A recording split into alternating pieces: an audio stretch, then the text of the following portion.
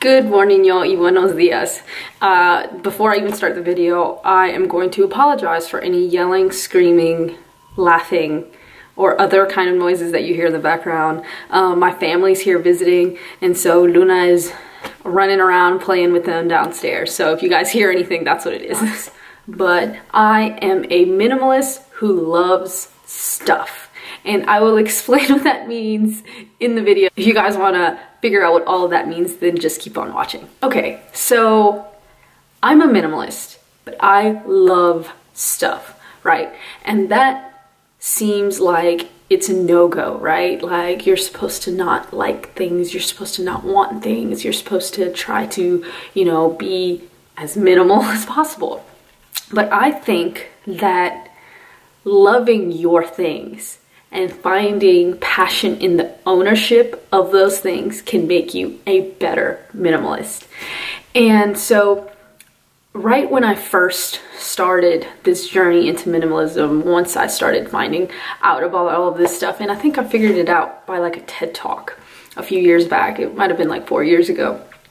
And Zach and I were instantly drawn into it. We never really had a lot of stuff to begin with, and so it was kind of easy transitioning. We lived in this like super beat up old house with our two best friends. There was 4 of us in the house, and like none of us really had a lot of stuff. So like I said, we kind of were drawn into it initially, but I really loved shopping, and I still do. And I talked a little bit about that in a couple previous videos ago. And so one thing that I always did do was shop for clothes. Forever 21 was like my just go-to place. It was cheap, it was cute, you know, I didn't have a lot of money, so it was like the best place for me to go. And so almost every weekend I would go and buy new clothes at Forever 21. And so it was super disposable because it was so cheap, and because it was so crappily made, it was actually disposable. And so once I started looking more into minimalism, this took years, by the way. This was not an overnight thing. For Zach, it was overnight. Zach was like, boom, got rid of like 90% of my stuff. These are my things, and you know, that's it. But like I said, he wasn't and still isn't like a shopping person like I am. And so once I started, you know, learning more about it, and like, you know, the clarity that you get with having less stuff, the less you have, the less owns you kind of thing, the more I zoned in and was like, okay, I need to address this, that I had this issue that I have, and I need to correct myself, because I knew that I had this like urge to buy things all of the time. And it kind of stems back to my childhood. So when I was growing up, my parents didn't have a lot of money, but they had this unsatiable desire to get me everything that I wanted, because they grew up extremely poor in El Salvador. And so they did their utmost best to give me anything and everything that I ever wanted. And so even now, my mom is exactly the same way. It's been 24 years and she still does the exact same thing. Like if I'm in the store and I just glance at something, she's like, look at this, you know, what color? And I'm like, Mom, that's it's not that urgent, you know. And so it definitely stemmed back from then, and then, you know, like seeing something and getting it if I wanted it. And I think that that's an issue that all of us pretty much have, is especially if you grew up having less, you want to give yourselves those things that you didn't have before. And so I had to like become aware of that and realize that I didn't need those things. Especially in my culture, it is like ungodly to be wearing the same outfit twice, and like people are gonna see you. Like if you're in the tienda and you're wearing the same shirt that you were wearing like last Friday, you know, that's just no, you know. And so I had to strip away all of that and just take those ideas and throw those ideas away, because they weren't healthy. They weren't getting me anywhere. Like I said, anytime I went to the mall, I had to go to Forever 21 and just see like what kind of cute tops they had, you know, whatever. And so now I love the things that I have. This is like one of my favorite sweaters. Y'all have probably seen it so many times in all of my videos because I love it. I love it and I take care of it. And like if I get like a stain on it, I hurry up and go, you know, tend to it because I love my things. I have ownership of my things. I take care of those things because I don't have a lot of them.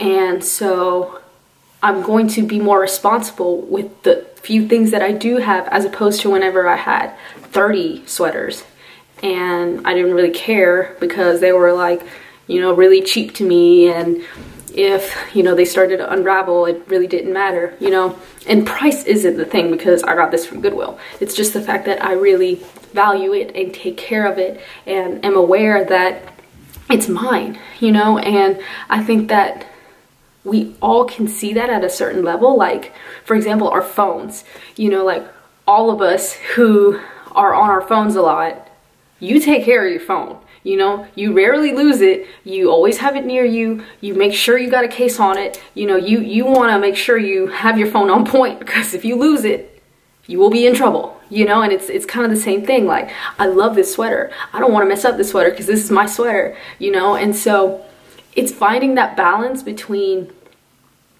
really loving what you have and taking care of what you have, and then not being like obsessed with that tangible object, you know. And so I had a couple of things that I was really attached to whenever we lived in our house in Louisiana. And then once it burned down, I had that huge realization that like tangible things are just that, they're tangible and they can just like vanish at any moment in time, and it's all like, it's all very fragile. And so finding that balance between having respect for your things, valuing those things, taking care of those things, and then also at the same time just realizing that they're just things is hard. But once you find that balance, you're able to, I feel, in my personal experience, be more chill about things. You know, like whenever I go to the store, because my mom still loves going, and we love going window shopping, but I don't get stuff anymore. And so I'm able to find that middle ground now. And like I said, coming from someone who was extreme about it, like every time I went out, I had to go get something. We just have to like kind of sit down and think about those things about ourselves, you know. Like Zach doesn't have that issue, so he doesn't have to really think about it. He when he goes to the store, he's unfazed by all the stuff. And I had a very serious like need to get more stuff. But I am so glad to get to the point of where I'm at, because I would have never ever imagined getting to this point and being like, oh yeah, I can go to Target and not get anything, you know. Like that's just like so not who I was.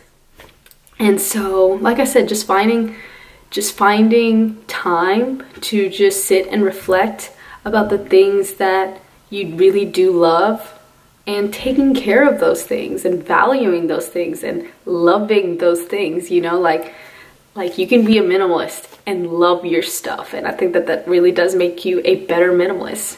But yeah, I just wanted to sit down and talk to you guys about that a little bit. If you guys have any comments or questions, please leave them down below. Tlazocamahti for watching, and I'll talk to y'all later.